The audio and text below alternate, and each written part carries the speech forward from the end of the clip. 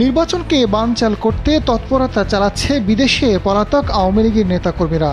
নির্বাচন ভণ্ডুলের সর্বাত্মক প্রচেষ্টা চালাচ্ছে দলটি। ইতিমধ্যে সামাজিক যোগাযোগ মাধ্যমে তারা নানা নির্দেশনা দিচ্ছে। রাস্তায় ঝটিকা মিছিল কোনো ইস্যুর সুযোগকে কাজে লাগিয়ে অস্থিতিশীল পরিস্থিতি সৃষ্টি করছে। এতে বড় অঙ্কের টাকা দিয়ে মাঠ দখলে নেওয়ার ষড়যন্ত্রে লিপ্ত দলটি। সম্প্রতি এমন চাঞ্চল্যকর তথ্য জানালেন ডিএমপি কমিশনার শেখ সাজ্জাদ আলী। আসন্ন নির্বাচনকে আয়োজন করতে প্রস্তুতি নিচ্ছে নির্বাচন কমিশন।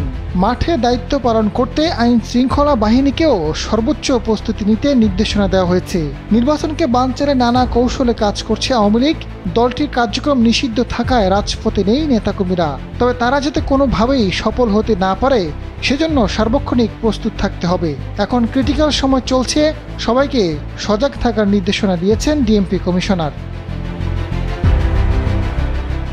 শতভাগ নিরপেক্ষ থেকে পুলিশ সদস্যদের দায়িত্ব পালন করতে বলেছেন ডিএমপি কমিশনার। তিনি জানান, আসন্ন জাতীয় নির্বাচন ইতিহাসের সেরা নির্বাচন। সবাইকে অত্যন্ত পেশাদারিত্বের পরিচয় দিতে হবে। মনে যাই থাকুক, কোনো দলকে সমর্থন করলে সেটা প্রকাশ করা যাবে না। নির্বাচনে পক্ষপাতদুষ্ট আচরণ করলে সংশ্লিষ্ট পুলিশ কর্মকর্তার বিরুদ্ধে কঠোর ব্যবস্থা গ্রহণ করার হুঁশিয়ারি দেন শেখ সাজ্জাদ আলী। ডিএমপি কমিশনার জানান, আওয়ামী লীগের অনেক টাকা আছে। ওই টাকা খরচ করে তারা নির্বাচন ভণ্ডুল করতে চায়। ঝটিকা মিছিলে অংশ নিলেই প্রত্যেককে দেওয়া হচ্ছে ৫,০০০ টাকা। গ্রেপ্তার আওয়ামী লীগের নেতারা এসব কথা স্বীকার করেছেন। পুলিশকে সজাগ থাকতে হবে, রাত দিন ২৪ ঘন্টা রাস্তায় থাকতে হবে।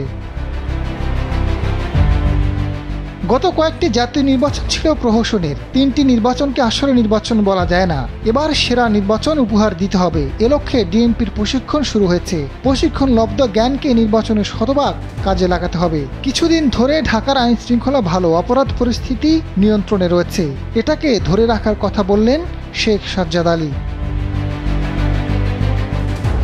গত ৫ই আগস্ট ছাত্র জনতার অভ্যুত্থানের পর দেশ থেকে পালিয়ে যান শেখ হাসিনা। একই সঙ্গে পালিয়ে গেছে আওয়ামী লীগের অধিকাংশ বড় নেতারা। এখন বিদেশে বসে নানা ধরনের অস্থিরতা তৈরির পায়তারা করছে তারা। ক্ষমতাচ্যুত আওয়ামী লীগের সরকারের বিগত 15.5 বছর পাচার হয়েছে কোটি কোটি টাকা। তার বড় একটি অংশ রেমিটেন্সের আদলে দেশে ফিরে আসছে। সরকারকে চাপে ফেলতে ও দেশকে অস্থিতিশীল করতে ব্যবহৃত হচ্ছে ওইসব অর্থের বড় একটি অংশ।